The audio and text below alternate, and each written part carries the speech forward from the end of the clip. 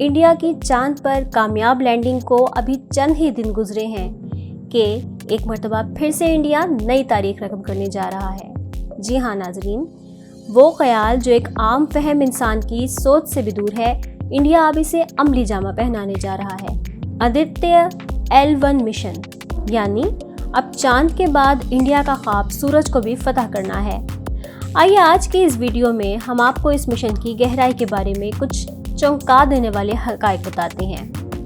बिस्मिल्लाहिर्रहमानिर्रहीम, this is सहर काशिफ और आप देख रहे हैं एक्सप्लोर विद सहर। अगर आपने अभी तक हमारे चैनल को सब्सक्राइब नहीं किया तो बराए मेहरबानी सबसे पहले हमारे चैनल को सब्सक्राइब करें और बेल नोटिफिकेशन को ऑन करके ऑल का बटन लाजमी दबाएं ताकि हमारी वीडियोस के नोटिफिकेशंस आप तक पहुंच सकें। और अगर आप भी चाहते हैं कि हम आपकी वीडियो के लिए वॉइस ओवर करें तो नीचे दिए गए नंबर पर हमसे राब्ता करें। नाज़रीन, आप ये समझने की कोशिश करते हैं कि इसरो क्या वाकई ऐसा कर सकता है या नहीं। क्या इससे पहले भी किसी मुल्क ने सूरज पर जाने की कोशिश की है? आदित्य L1 इंडिया का पहला मिशन है जो ख़ास तौर पर सिर्फ सूरज को स्टडी करेगा। लेकिन फ़र्क ये है कि जैसे चंद्रयान 3 ने चांद पर लैंडिंग की थी, वैसे आदित्य सूरज पर लैंडिंग नहीं करेगा बल्कि दूर से ही सूरज को जांच परख करेगा। लॉन्च के बाद ये स्पेसक्राफ्ट ज़मीन से करीब और सूरज से निस्बतन दूर रहेगा। तकरीबन 15 लाख किलोमीटर ज़मीन से दूर जाकर सूरज को स्टडी करेगा। इस काम में आदित्य L1 को तकरीबन 4 महीने का वक्त लगेगा। फिर 5 साल तक वहीं एक ऑर्बिट में घूमते हुए सूरज को स्टडी करेगा। इस फासले की बुनियादी वजह सूरज का इंतहाई गर्म तरीन टेम्परेचर है, क्योंकि खला में कुछ मखसूस पॉइंट लैग्रेंज होते हैं जिनमें से एक पॉइंट पर ये ऑर्बिटल में प्लेस किया जाएगा। इसी निस्बत से इसे आदित्य लैग्रेंज 1 या आदित्य L1 कहा गया है। अब सवाल ये पैदा होता है कि आखिर ये स्पेसक्राफ्ट सूरज के बारे में क्या स्टडी करेगा। तो ये समझने के लिए पहले सूरज के बारे में थोड़ा सा जान लेते हैं।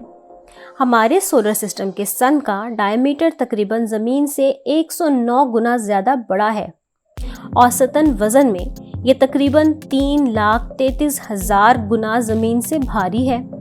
और मज़ीद अंदाज़ा लगाना चाहें तो ये समझ लीजिए कि 1.3 मिलियन मज़ीद ज़मीनें यानी अर्थ्स मिलाकर एक सूरज बनाती हैं।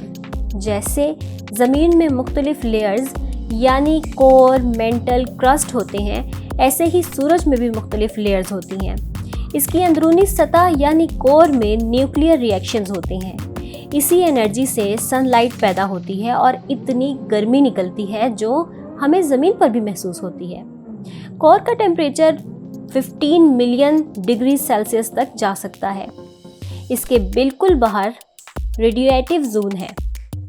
फिर आती है कन्वेक्टिव जोन और इसके बाद आता है सन का सरफेस, जिसे हम कहते हैं फोटोस्फीयर। इस सरफेस पर कोई सतह तो नहीं बल्कि सिर्फ गर्म गैसेस और प्लाज्मा मौजूद होता है।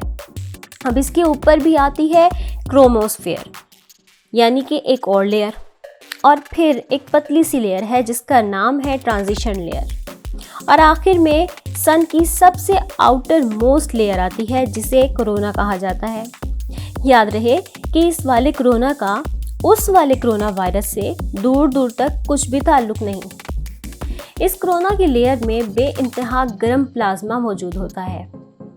नाजरीन, यहाँ मैं आपका बेइंतहा शुक्रिया अदा करना चाहूँगी कि आप अपना कीमती वक्त इस कदर नायाब इंफॉर्मेशन को सीखने और जानने में लगा रहे हैं। ये आपके वक्त का बेहतरीन इस्तेमाल है।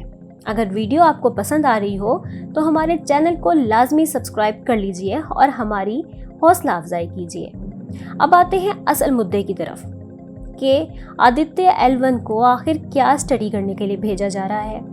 नाज़रीन, आखिर क्या वजह है कि सूरज के कोर में टेम्परेचर इंतहाई गर्म होता है मगर फिर बाकी लेयर्स में बतदरीज ठंडा होता जाता है, लेकिन आखिरी लेयर में कोर से भी ज़्यादा गर्म हो जाता है। इस बात की वजह क्या है?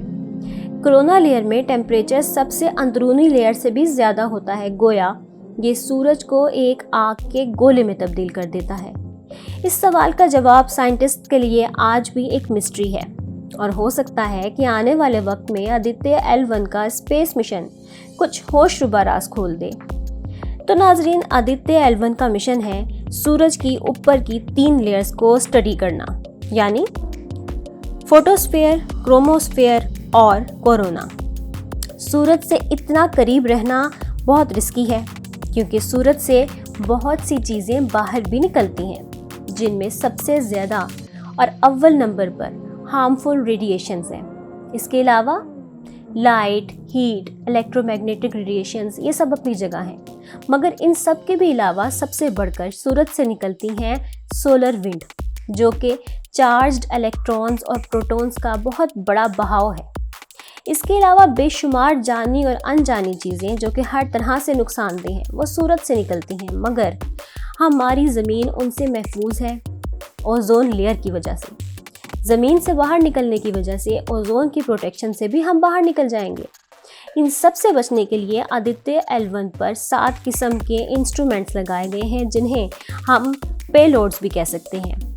नाज़रीन, अगर बाकी ममालिक की बात करें तो 2018 में नासा ने पार्कर 16 लॉन्च किया था, जिसका मकसद सन की कोरोना लेयर के साथ डायरेक्ट कांटेक्ट करना था। इसके अलावा 2020 में नासा और ESA के कोलैबोरेशन में एक सोलर ऑर्बिटर भी लॉन्च किया गया था। इन सब का मकसद एक ही था कि सूरज को बेहतर तरीके से जाना जा सके और ख़ास तौर पर सूरज से निकलने वाली ख़तरनाक शुआओं को बेहतरीन तौर पर समझा जा सके। उम्मीद है कि आने वाले वक्त में ये आदित्य L1 मिशन अपने साथ कामयाबी की नवीद लाए, ताकि हमें सूरज और उसके ख़तरात से ज़्यादा बेहतर तौर से आगाही हो सके। अगर आपको हमारी वीडियो पसंद आई हो तो हमारी हौसला अफजाई के लिए हमारे चैनल को लाइक, सब्सक्राइब और शेयर ज़रूर कीजिएगा। हमारी वीडियो को लाइक करें और अपनी कीमती आरा का इजहार कमेंट बॉक्स में लाजमी कीजिए। हमें बताइए कि हम अपने चैनल को मज़ीद बेहतर बनाने के लिए और क्या कुछ कर सकते हैं। मिलते हैं किसी अगली वीडियो में, तब तक के लिए अपना बहुत ख्याल रखिएगा। अल्लाह निगहबान।